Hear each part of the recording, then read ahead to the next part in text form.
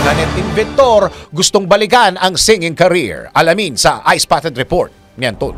Inamin ni Nanette Inventor na mas natatandaan siya ng mga tao bilang isang komedyante at hindi isang singer. Ayon kay Nanette, mas pumutok kasi sa publiko ang pagganap niya bilang Doña Buding, ang isang Richie character na ginawa ni Direk Joey Reyes noong 1983. Pero marami umano ang hindi nakakalam na naging grand prize winner siya sa professional category ng 7th Metro Manila Popular Music Festival noong 1984 kung saan kinanta niya ang awiting Salamat Salamat Musika.